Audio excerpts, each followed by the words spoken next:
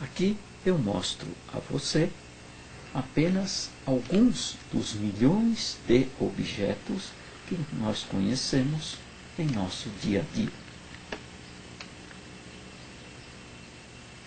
Olha os tipos de objeto que nós temos aqui. Qualquer um desses objetos é feito de matéria. E o que é matéria? Matéria, dizem os cientistas, é tudo aquilo que ocupa espaço e contém massa ou peso. Desse modo, existem milhões e milhões de tipos de matérias diferentes, de formas de matérias diferentes que nós conhecemos na natureza. Somente que qualquer tipo de matéria é formada de elementos. Como dizem os cientistas também, toda matéria é formada de elementos. O interessante é que existem na natureza apenas 106 elementos conhecidos. Aí se pergunta, por que milhões e milhões de formas de matéria, de tipos de matéria, e nós temos apenas 106 elementos? Como é o elemento? Alguns cientistas descrevem como se fosse uma fruta como esta, só que muito pequena, pequeníssima demais, impossível de ser vista. Este livro descreve o elemento, observe, como uma esfera, observe, olha o que ela tem dentro, outras partículazinhas. Assim é o elemento como nós podemos imaginar. Daí, como é possível milhões e milhões de matéria serem formadas de apenas 106 elementos? Isto é porque os elementos se combinam. Ou eles estão sozinhos formando um tipo de matéria, ou então eles estão combinados para formar o tipo de matéria. Por exemplo, este pedaço de alumínio, observe, é um objeto, é matéria chamada alumínio. Se procurarmos nesta lista, aqui eu tenho um livro que mostra uma lista dos 106 elementos. Observando na lista, nós vamos encontrar alumínio. Observe o alumínio. Está lá, alumínio. Então, alumínio é um tipo de elemento, um dos 106 elementos, e aqui eu tenho um objeto, um tipo de matéria formada apenas de alumínio. O ferro é outro. Se eu procurar na lista, eu vou encontrar que ferro é um elemento. E este alicate, observe, esta parte do alicate é feita de ferro. Este prego também é de ferro. Desse modo, existem matérias onde nós temos apenas um tipo de elemento formando essa forma de matéria, ou esse tipo de matéria. Agora, o sal de cozinha já não é formado apenas de um elemento, mas sim de dois tipos de elemento. Se procurarmos na lista, nós vamos encontrar iodo e cloro. Iodo é um dos 106 elementos e o cloro é outro dos 106 elementos. Os dois juntos formam o sal de cozinha. A água é outro tipo de matéria formada de dois elementos. Se procurarmos na lista, nós vamos encontrar oxigênio e hidrogênio. São os dois tipos de elementos que combinados formam a água, compõem a água.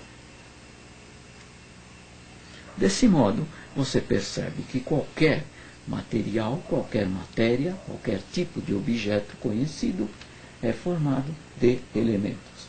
E que o elemento, conforme descrito por alguns cientistas, é uma pequena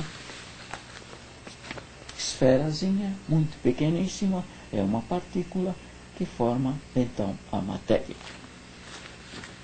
Curioso, interessante é que deram um nome de elemento ao próprio átomo. ou ao átomo o elemento. Então, elemento significa átomo, e átomo significa elemento. Como nós devemos discutir alguma coisa do átomo, vamos passar à discussão do átomo.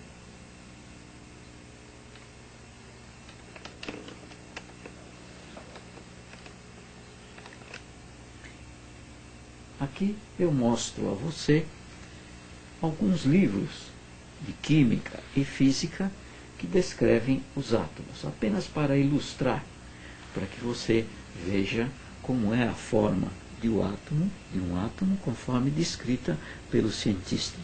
Observe neste livro, olha, o átomo aqui, ele tem um núcleo no centro e elétrons girando em torno desse núcleo. O núcleo de um átomo, observe neste livro, olha o núcleo do átomo lá no centro, com partículas, pequeníssimas partículas. Essas pequeníssimas partículas são chamadas nêutrons e prótons. E em torno do núcleo do átomo, você observa outras partículas que são chamadas elétrons. Os nêutrons que estão lá no núcleo não têm importância nenhuma para a eletricidade ou eletrônica, porque eles são nêutrons, como o seu nome já diz. O que importa para nós é apenas os prótons, ou são apenas os prótons que estão lá no núcleo, porque eles possuem carga elétrica positiva. E mais importante ainda para nós são os elétrons, que são partículas de carga negativa e que vivem girando em torno do núcleo. Alguns átomos, como descrito neste livro, observe, alguns átomos, como este aqui, átomo de hidrogênio, esse primeiro átomo, hidrogênio, olha o núcleo lá dentro, já sabemos que o núcleo lá no centro, ele possui nêutrons e prótons. Veja, o hidrogênio possui um próton lá no núcleo, preso lá dentro do núcleo, e um elétron girando em torno do núcleo. Olha o átomo de hélio, do elemento hélio, possui 2 prótons e 2 elétrons girando em torno do núcleo. Esse outro átomo, oxigênio, observe quantos elétrons ele possui e quantos prótons. Lá dentro nós temos prótons, o mesmo número de elétrons. Quantos elétrons?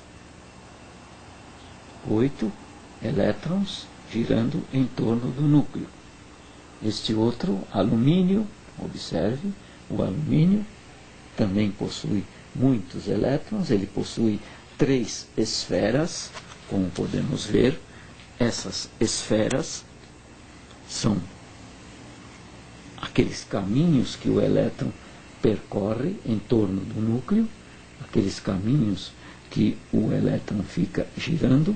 Observe, o alumínio contém 13 prótons, 13 nêutrons e 13 elétrons girando em torno do núcleo, em 3 esferas diferentes, em 3 órbitas.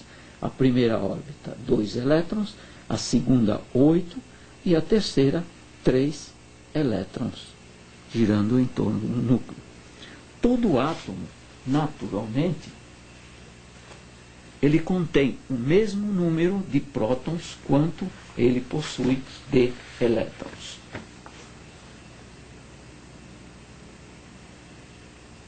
Olha este livro, como descreve o átomo. Olha, 2 esferas, este átomo aqui, o núcleo lá dentro.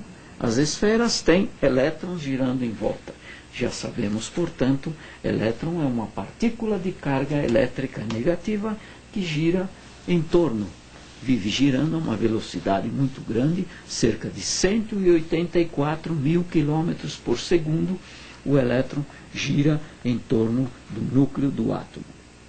Quando o átomo não tem carga elétrica nenhuma, ele está neutro, ele está tranquilo, ele possui o mesmo número de prótons e elétrons. Portanto, um átomo que possui o mesmo número